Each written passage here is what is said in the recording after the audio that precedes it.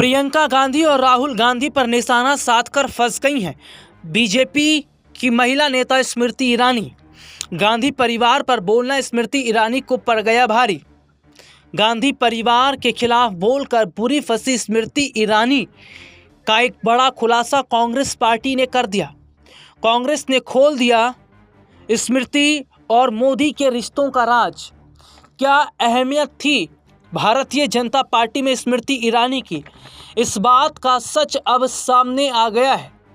और जिस तरीके से परिवारवाद पर घेरा गया प्रियंका गांधी को, गांधी परिवार को, उसके बाद स्मृति ईरानी अब मुंह छुपाती फिरती नजर आ रही हैं। दरअसल प्रियंका गांधी वायनाड से चुनाव लड़ेंगी और प्रियंका गांधी वायनाड से चुनाव जीतेंगी, ये कांग्रेस पार्टी की तरफ से कहा गया।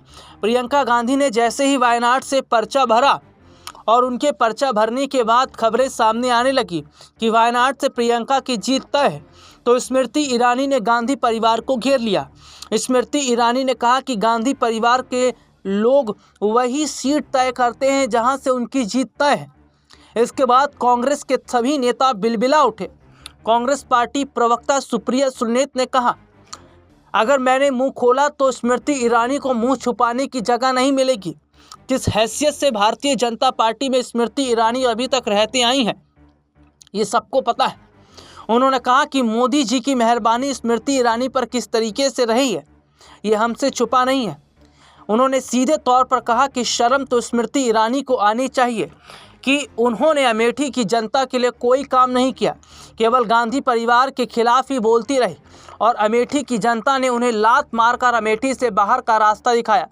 उन्होंने कहा कि जिस परिवारवाद पर स्मृति ईरानी बात कर रही हैं, उन्हें खुद शर्म आनी चाहिए कि वो भी किस तरीके से परिवारवाद को आगे बढ़ाती नजर आ रही थी।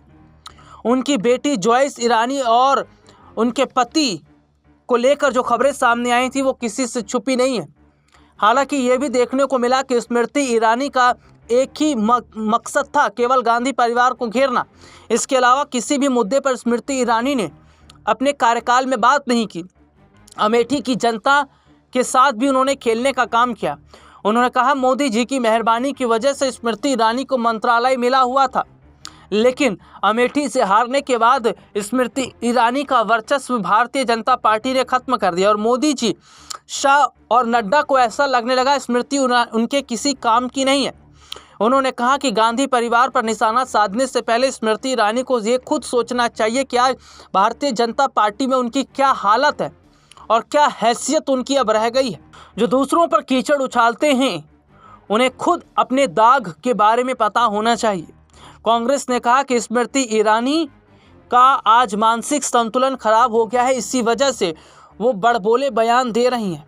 लेकिन अमेठी की जनता ने स्मृति ईरानी के साथ जो किया, अब स्मृति ईरानी को समझ जाना चाहिए कि जनता किसके साथ खड़ी है और जनता ने किस तरीके का जवाब स्मृति को दिया है।